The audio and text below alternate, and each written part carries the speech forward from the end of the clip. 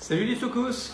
Alors, bienvenue dans notre vidéo hebdo TikTok où nous allons parler aujourd'hui de bourse, de la crise immobilière, des banques centrales et des SCPI, tout un programme. Alors chers amis, le CAC clôture ce vendredi à 7379 points et gagne presque 2% sur la semaine grâce au luxe et aux indicateurs chinois plutôt rassurants. Reste à savoir ce que fera la Fed la semaine prochaine avec les taux qu'elle pourrait ou non relever une dernière fois comme l'a fait la BCE cette semaine. Probablement à tort d'ailleurs. Verdict mardi et mercredi, mais la nouvelle de la semaine est l'entre-deux proposé hier par la Banque Centrale Européenne qui a finalement relevé ses taux d'un quart de point en laissant entendre que cette hausse pourrait bien être la dernière du cycle. Les marchés l'ont accueilli avec enthousiasme, bien évidemment, et on a parlé d'une hausse dovish, c'est-à-dire une hausse de taux avec une touche de douceur pour rassurer les investisseurs. J'avais annoncé que si hausse de taux il y avait en septembre, ce serait probablement la dernière, et c'est le scénario qui se dessine. Vous le savez tous, maintenant, vous qui êtes fidèles, j'aime quand un plan se déroule sans accroc, comme disait Hannibal Smith. Aux US, la Fed devrait adopter une stratégie statu quo quiche, c'est-à-dire qu'elle pourrait maintenir les taux inchangés tout en gardant un œil sur l'inflation qui remonte légèrement actuellement. Mais, parce qu'il y a toujours un mais, il est probable que la Fed soit déjà au stade où les taux actuels sont au sommet du cycle. C'est donc de bon augure avant la réunion la semaine prochaine. Du côté de l'inflation, ça remonte un peu, donc ça inquiète beaucoup. Mais gardez en tête que c'est normal que la baisse ne soit pas linéaire, donc pas de panique si quelques petites montagnes russes apparaissent sur les chiffres de l'inflation. Quoi qu'il en soit, on sait que la fin d'un cycle de hausse de taux sera globalement bien accueillie car elle signifie que de l'argent moins cher sera bientôt disponible sur les marchés. En synthèse, on retiendra que les taux devraient quasiment plus bouger pendant quelques temps, sauf en cas d'embellie inflationniste, ce qui donne de la lisibilité au marché, et les marchés aiment ça. On peut même imaginer une amorce de baisse des taux à horizon 6 mois, 1 an. D'autre part, la BCE a suggéré que nous pourrions connaître une année économique plutôt difficile, devine, mais cela pourrait être nécessaire en vue de maîtriser les prix. Souvenez-vous, quand j'évoquais une petite récession possible qui serait salvatrice pour l'économie et pour l'inflation et surtout pour les marchés. Bref, en résumé, l'enthousiasme règne sur les marchés cette fin de semaine. Sauf sur le marché obligataire qui est généralement plus prudent et qui montre quelques signes de tension. Mais un décalage semble se dessiner entre ce scénario optimiste et le contexte macroéconomique actuel. Il est vrai que la fin du cycle de hausse des taux dépend de l'inflation, mais les statistiques économiques et la flambée des prix du pétrole sèment quand même un peu le doute.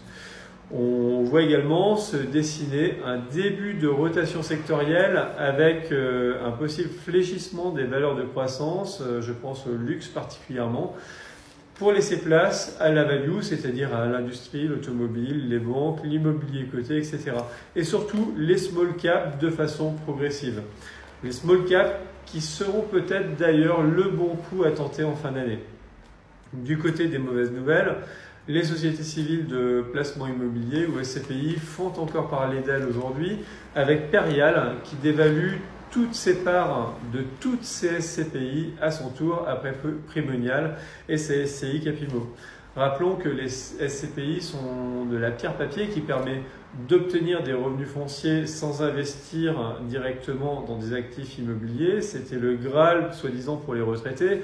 Elles étaient perçues jusqu'à présent comme un investissement solide dans l'immobilier résidentiel, l'immobilier de bureau, l'immobilier commercial, l'immobilier logistique, etc.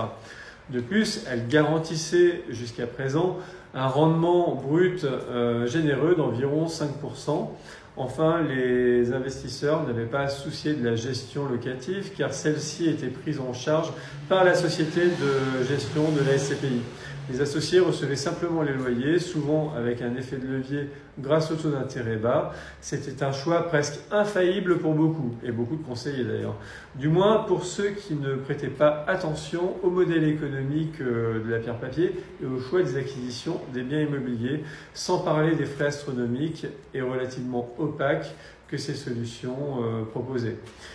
Mais les choses changent et la hausse des taux d'intérêt a rendu les SCPI bien moins attrayantes et attractives, à tel point que beaucoup essayent actuellement de les revendre tant qu'ils trouvent des acquéreurs.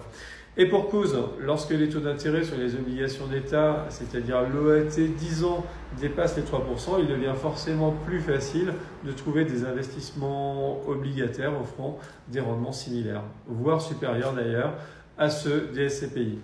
Et le télétravail a engendré un risque de vacances locatives à considérer pour ce type d'investissement. Sujet, jetez par exemple un œil du côté de la Défense, vous constaterez que les bureaux se vident de plus en plus en raison de l'essor du télétravail. Et imaginez ce qu'il en serait si une petite récession passait par là et pointait son nez pour faire croître cette tendance. Et lorsque vous ajoutez à ça des inquiétudes concernant la liquidité des parts de SCPI, c'est-à-dire le risque de blocage de son argent, car elle ne propose pas toute une garantie de liquidité, la situation devient très inquiétante, tant pour les SCPI que pour certaines SCI et OPCI, qui se classent également dans le compartiment de la pierre papier. Du coup, certaines sociétés de gestion essaient de tirer profit de cette situation en achetant des actifs immobiliers délaissés à bas prix, quand d'autres acteurs préfèrent, quant à eux, baisser les prix de leurs parts pour attirer de nouveaux investisseurs et de nouveaux épargnants. On attend maintenant les premières baisses de rendement, malheureusement, et en résumé, le secteur connaît des difficultés et la pierre papier n'échappe pas à cette crise qui semble, c'est de ce côté, qui semble arriver violemment sur l'immobilier dans le monde entier. Malheureusement, de nombreux détenteurs de parts risquent de rester au tapis à court terme. C'est bien malheureux. Bon, sinon, souvenez-vous, il y a 15 ans, le 15 septembre 2008, Lehman Brothers faisait faillite. Et ça a changé le monde de la finance. C'est l'occasion de voir ou de revoir le film Le casse du siècle, excellent film sur la finance avec beaucoup de pédagogie. Margot Robbie, des convictions de gérants, notamment d'un gérant pour qui l'histoire a donné raison contre toute attente. Margot Robbie, des lanceurs d'alerte, Margot Robbie, les côtés absurdes de la finance et bien sûr Margot Robbie. Allez, apéro, may the force be with you et allez les bleus, bye bye, bisous bisous les amis, à très bientôt, ciao.